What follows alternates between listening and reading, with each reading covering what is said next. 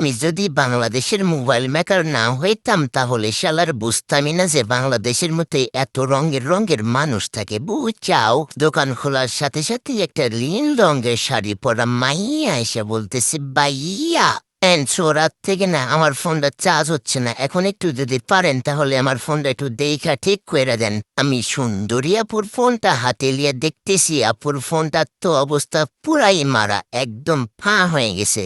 ফোনটা হাতে নিয়ে দেখতেছি, ও বাইরে ভাই, ফোনের মধ্যে ফোনের বডি সহ মাদারবোর্ড আছে, কিন্তু যে পিনটা থাকে চার্জিং পোর্ট সেইটা একবারেই নাই। আমি সুন্দরী আপুটারে বললাম, আপু আপনার ফোনের এই অবস্থা হইল কেমনে, যদি একটু বলতেন। তো বলতেছে, আরে ভাইয়া বললেন না, রাত্রে ঘুমের মধ্যে যখন 12:35 বেজে যায় তাড়াহুড়া করে চার্জারিতে লাগে দিয়েছি নিস মনে, আর ঢুকাইতে হয় উপর মনে। গিয়ে দেখতেছি আমার চার্জার পিনে যে মাথা আছে ওই মাথার সাথে ভিতরে পিনটা বাড়ায় চলে আসছে। আমি বললাম, যা গেল, তারপরেও তো ঢুকায় রাখছিলাম, কোনো রকম ভাবেই চার্জ হয় না।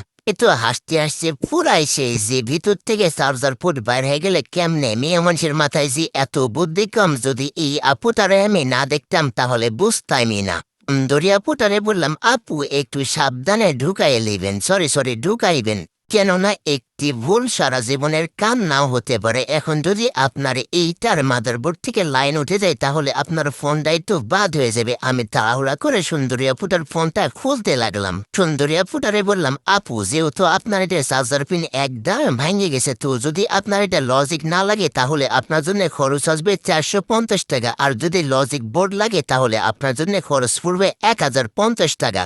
সুন্দরী আপুটা আমারে বলছে, ভাইয়া টাকাটা কোনো বিষয়ই না, আপনি একটু আপনার মনের মতন করে কাজটা করে দিবেন, যেন আমার ফোনটা যেন আমার আগের মতন আবার সার্ভিস দেয়। সুন্দরী আপুটারে বললাম, আপু আপনি কোনো টেনশনে করবেন না, কেননা আমার কাছে 6 মাসের গ্যারান্টি সহকারে চার্জার পিন চেঞ্জ করা হয়। আপনি 5 মিনিট বসেন, আমি 10 মিনিটের মধ্যে আপনার কাজটা কমপ্লিট করে দিতেছি। তো যারা আমার ভালোবাসার মানুষ আছেন, যারা আমার কাছে ফোন সার্ভিসিং করাইতেছেন একবারে ডিসেবল প্রাইসে, তারা আমার সাথে অবশ্যই কন্ট্যাক্ট করবেন। কন্ট্যাক্ট নম্বর আমার ডেসক্রিপশন বক্সে দেওয়া থাকবে। আর যারা আমার নতুন ভিউয়ার্স, তারা আমার ফেসবুক থেকে দেখবেন, তারা একটা অবশ্যই ফলো করে দেবেন। আর যারা ইউটিউবে আমার নতুন ফলোয়ার্স বা নতুন অডিয়েন্স, তারা কিন্তু সাবস্ক্রাইব করে আমার চ্যানেলের পাশেই থাকবেন। তো ভিউয়ার্স, আমার কাজের মাঝে মাঝে কিন্তু আমি সুন্দরী নীল শাড়ি পরা আপুটার কাজটা কমপ্লিট করে দিয়েছি।